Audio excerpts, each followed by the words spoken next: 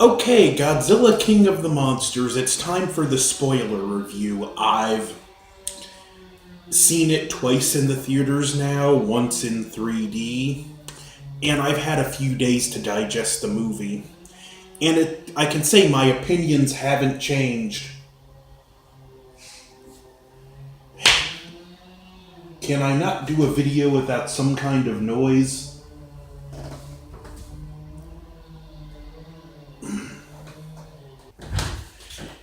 Yeah, sorry about that. The landlord is having trees cut down, but my feelings towards the movie haven't changed. This movie is still everything I could have wanted. That being said, let's get into spoiler territory. The plot is straightforward and simple, but regardless of what critics say, there is a plot there. Dr. Emma Russell, played by Vera Farmiga, who's divorced from her husband, is working on a device to have a signal that can guide and move the kaiju. It can repel or attract them, Titans, which would be a good thing to have on paper, unless it falls into the wrong hands, which it turns out her hands are the wrong hands.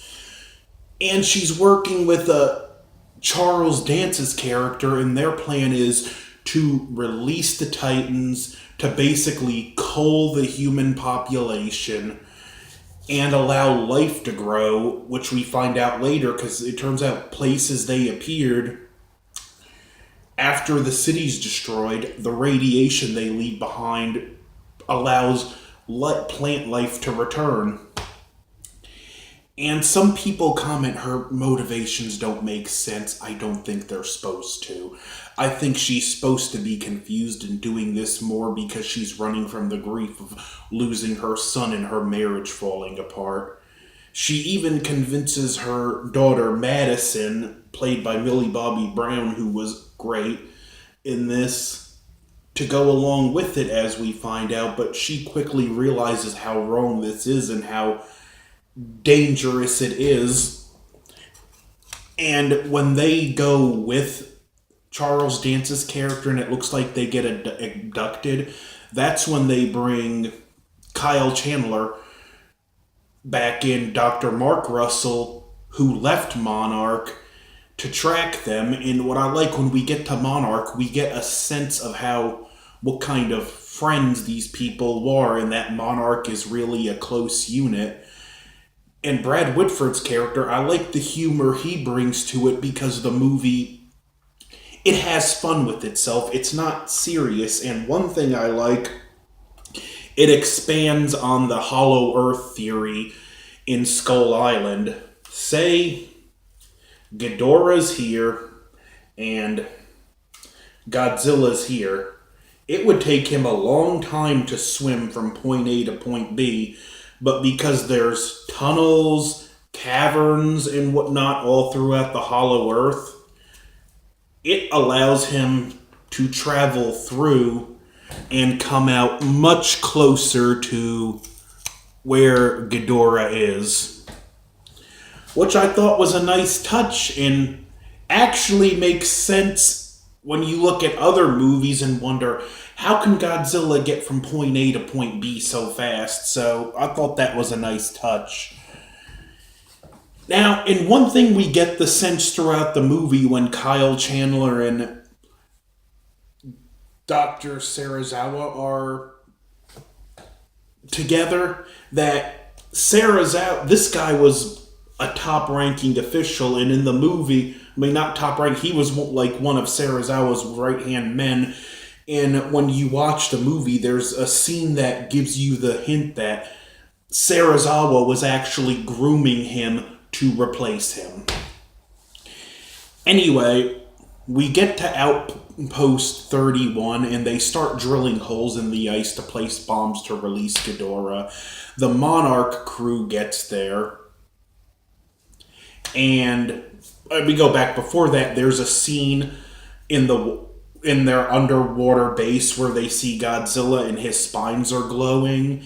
And even Kyle Chandler, even though he hates Godzilla, he stops them from firing the weapons because he's like, you better not do that unless this is a fight you know you can win. And he even has the shield open because he's experienced with predators, and he's like, let him see us, let him know we're not a threat, and it works.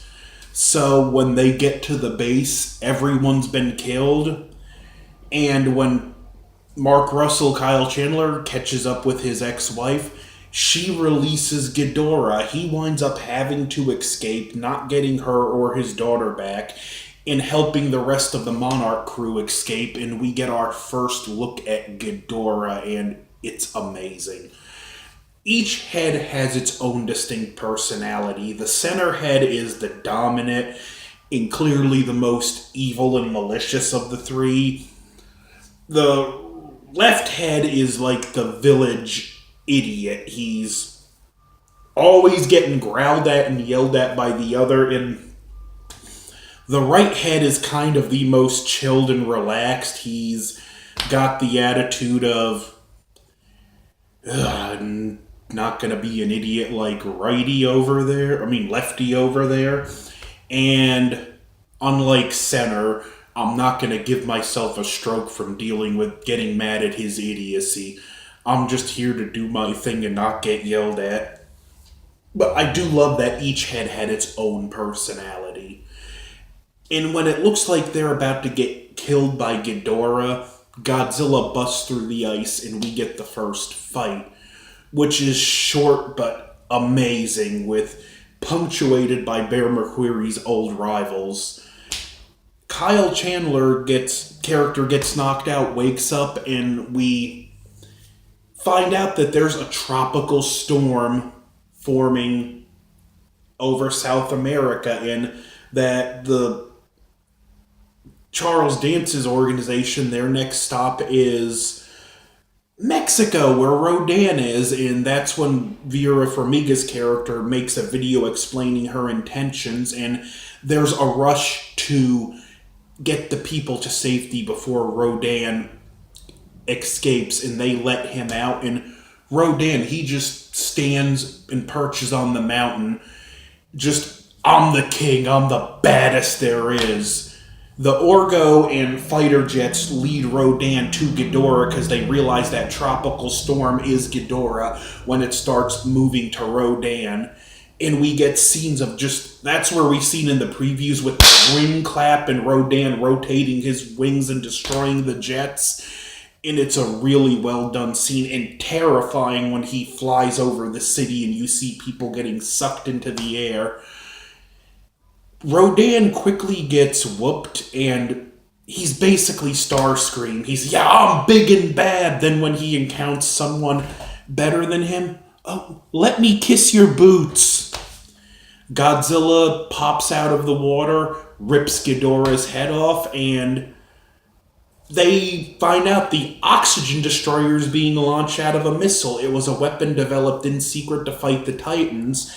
They have a problem. There's an Osprey with kids on it, and it can't dock with the Argo because the docking bay is damaged. So Kyle Chandler, smartly enough, he drops one of the Ospreys out of the bed, which knocks the door open and allows them to get saved, and Godzilla's vitals are failing. Ghidorah flies out, perches on the mountain, and grows back the head that was ripped off.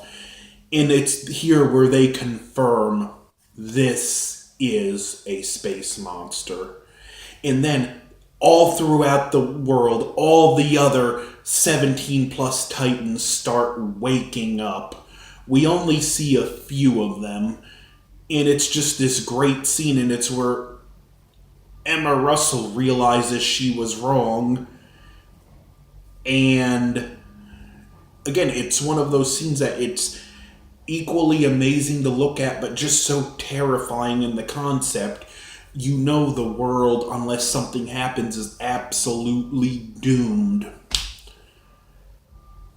And then, to fast forward, we did have an opening scene with Mothra. I was changing that to talk about it now. We see the Orca device being used at the first time because when she hatches, the she does go into defense mode, and the orca immediately calms her down. Now, the bioacoustics they used for her were in part Godzilla's, which comes into play because after the first scene, Mothra goes under a waterfall and cocoons herself. And then we get the Chinese actress, I can't pronounce her name and I'm not going to butcher it. She's talking with Kyle Chandler, and we see she come. No, wait, before that, Mothra starts to hatch out of her cocoon, and we see that the Chinese girl, she has a twin sister.